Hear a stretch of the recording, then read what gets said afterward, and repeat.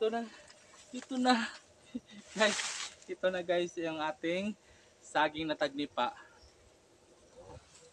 Okay guys, magandang umaga po sa lahat. Nandito naman po tayo sa ating bukirin dito sa Hornasan. Dahil po ang gagawin natin ngayon ay kukuha po tayo ng puso ng saging at saka mag-harvest po tayo ng saging na tagnipa.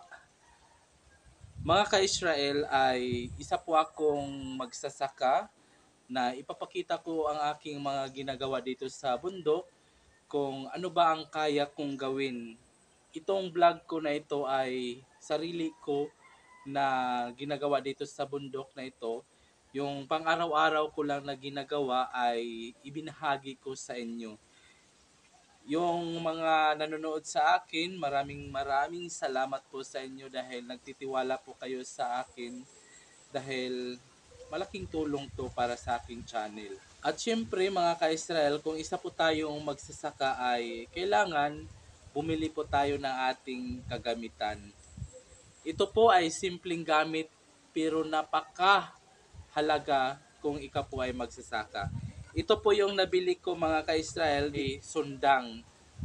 Sa Tagalog ay itak at ngayon ay ipapakita ko sa inyo yung bago nating nabili. Ito po, maganda po siya at ang halaga nito ay nasa 550 po pesos. Ito po yung nabili natin at isa pa, mayroon po tayong nabiling buta kasi yung buta natin ay hindi na maganda, may butas na kaya bumili ako ng bago. Ito po yung Spartan na buta at napakaganda po ito dahil yung ginagawa mo sa bundok ay safety po at syempre hindi po tayo makaapak ng mga matutulis dyan kasi may buta po tayo na ginagamit. Ang halaga nito ay nasa 500 pesos din.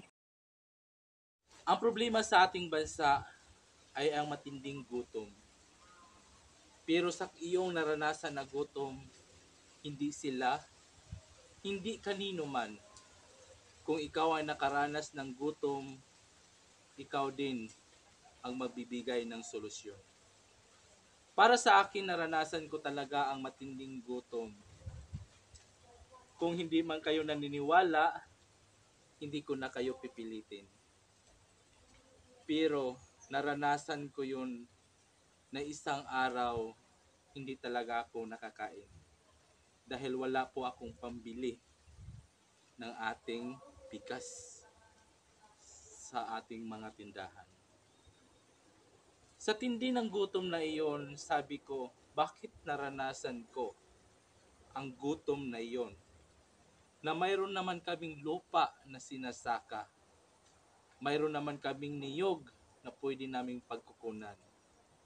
Pero lahat po iyon ay hindi sapat. Dahil ako po ay hindi po ako nagsaka kasi syempre mahirap magsaka. Ang isang magsasaka ay napakahirap talagang trabaho. Pero sa tindi ng gutom, kailangan mo ng solusyonan. Sabi ko sa sarili ko, bakit nakaranas ako ng ganito? Na may lupa naman kami. Kailangan kong solusyonan ang sarili kong gutom. Kaya bumalik ako dito sa aming lupa at ngayon nagsimula po akong naglinis. Sabi ko, dito ako magsisimula. Dito ko sa lupa magsimula na masolusyonan ang aking sariling gutom. Naglinis ako. Inalagaan ko ang niyog. Nagtanim ako.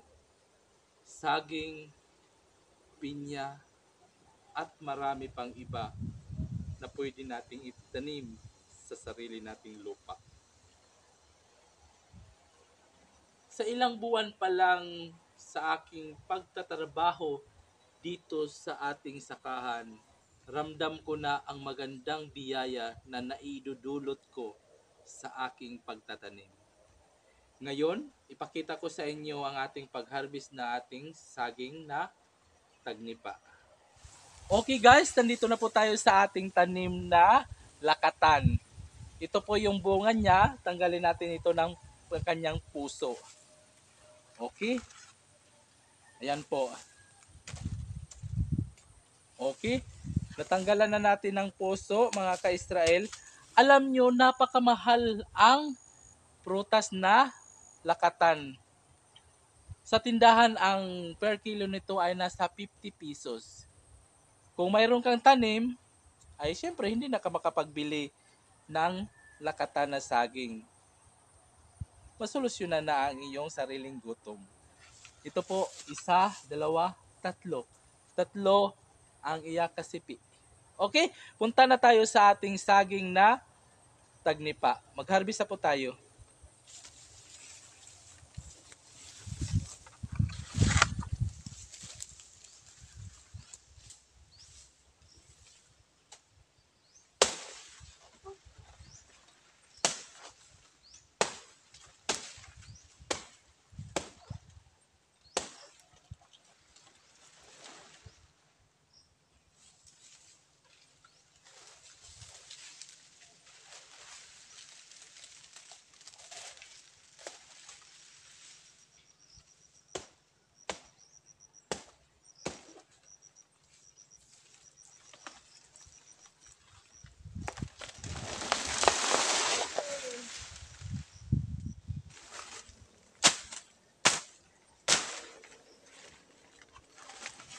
Okay guys.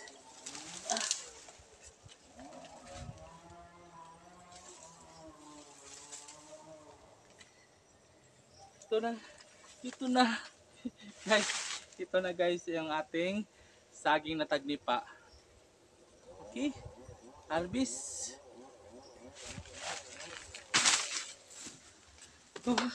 Okay guys. Okay. Ito na yung na-harvest natin na saging na tagnipa. Okay, di ba? Sa ating pinaghirapan na magtanim po tayo ng saging, ito na dumating na ang panahon na nag-harvest na po tayo. Yan. CPO na ako.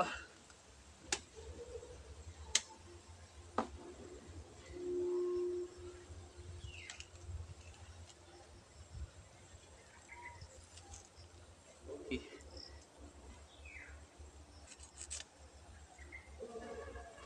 Yan. Lagyan natin dyan.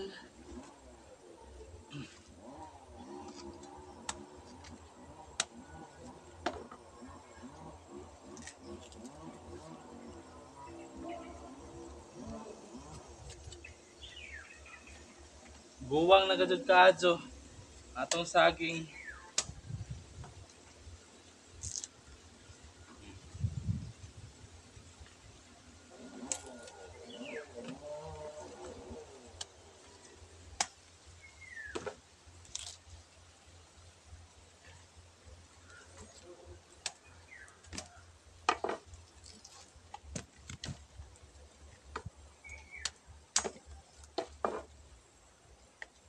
Okay.